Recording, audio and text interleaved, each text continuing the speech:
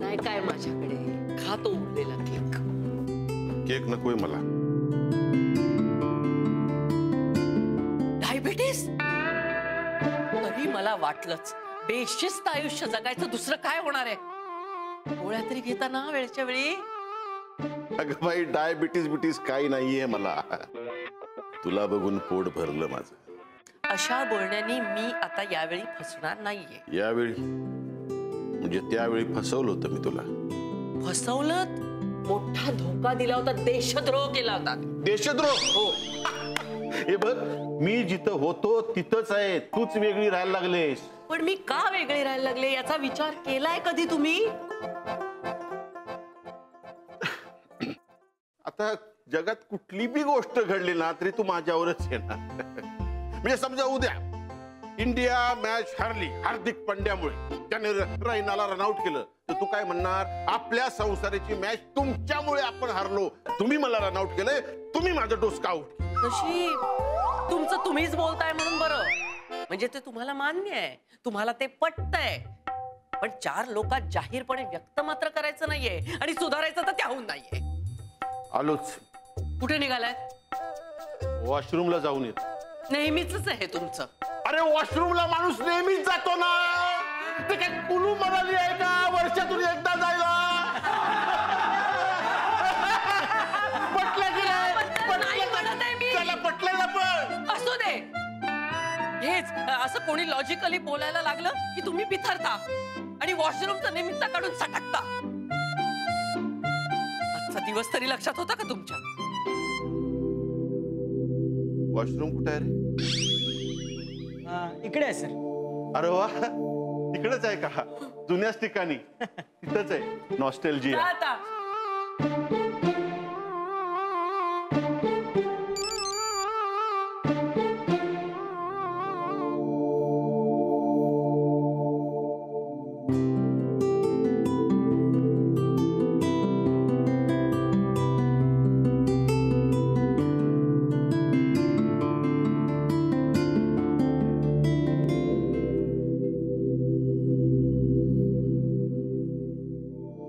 काय मग अनुराधा मॅडम, प्रश्नाचं उत्तर मिळालं की नाही?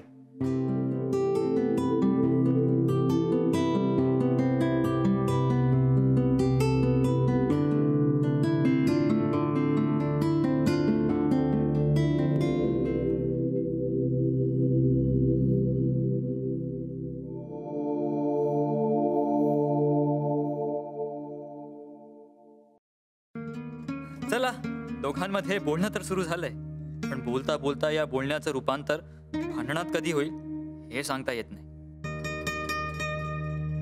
हीच ती वेळ आहे त्यांना जॉईन व्हायची.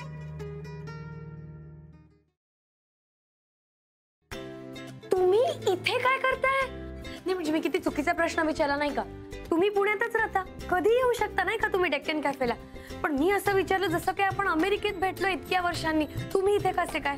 पण खरं सांगू का, बरं झालं तुम्ही मला इथे भेटलात. काय ना की मला ना माझं मन मोकळं करायचंय. नीतू रिलॅक्स, आधी शांतपणे बस बस. இதுக்கு மேல என்ன சொல்ல போற? சொல்றதுக்கு வேற ஏதாவது பொய் இருந்தா சொல்லிடு. அவதான் ஏமாத்தி எல்லாத்தையும் என்கிட்ட இருந்து பறிச்சிட்டான்னு பார்த்தா நீயும் இப்ப அதே தான் பண்ணிருக்க. ஏன் ஆலியா, ஏன் இப்படி பண்ண? இந்த உலகத்துல பாட்டிக்கு அப்புறம் நான் யார் மேலேயாவது உயிரையே வச்சிருக்கேன்னா அது ஊ மேலதான் உனக்கு தெரியாதா? ஏன் இப்படி பண்ண ஆலியா? உனக்கு காசு பணம் அவ்வளவு முக்கியமா போயிடுச்சு. அதுக்காக நம்ம உறவை கூட மறந்துடுவியா?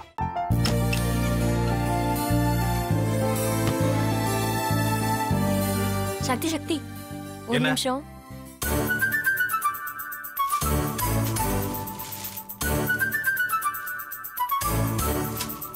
இந்தாங்க. என்ன இது? உங்களுக்கு பிடிச்ச பிராண்ட் செப்பல். இது என்ன நான் தலையில வச்சிட்டு தூங்கணுமா? சரி அதை விடுங்க. இங்க பாத்தீங்களா டைம் பீஸ். இதோட அலாரம்க்கு தான் நீங்க டெய்லி எந்திரிக்கணும். அதெல்லாம் என் மொபைல்ல இருக்கு. முத்து முத்து என்னடி இவ முத்துன்னு ஒருத்திய உருவாக்கி விட்டா செல்விய மறப்பான்னு பார்த்தா எப்ப பார்த்தாலும் முத்து முத்துன்னு கூப்பிட்டுட்டு இருக்கான். முத்துவ கூப்பிட மட்டுமா செய்யறான், முத்துவ வச்சு என்னென்னமோ செய்யறான். நாம தான் இளிச்சவாய் மாதிரி வேடிக்கை பார்த்துட்டு இருக்கோம். என்ன முறைச்சு என்ன பிரயோஜனமாயா? உனக்கு வேற குரல் போயிடுச்சு. அடுத்து அவ செல்விய கூப்பிட்டானா என்ன பண்ண போற? உன்னுடைய விருப்பப்படியே நீ ராமநாத வீட்டு மருமகளா வாழ போற. கண்டிப்பா என்னுடைய ஸ்தானத்திலிருந்து அவன் உன்னை நல்லா பார்த்துக்குவான். அம்மா, டேய், அவரை பத்தி தான் உனக்கு தெரியும்ல. அவர் எந்த முடிவு எடுத்தாலும் அதான் ஃபைனல். நம்ம அப்பா வேணுமா வேணாமாங்கிறத நீயே முடிவு பண்ணிக்கோ. வாடா.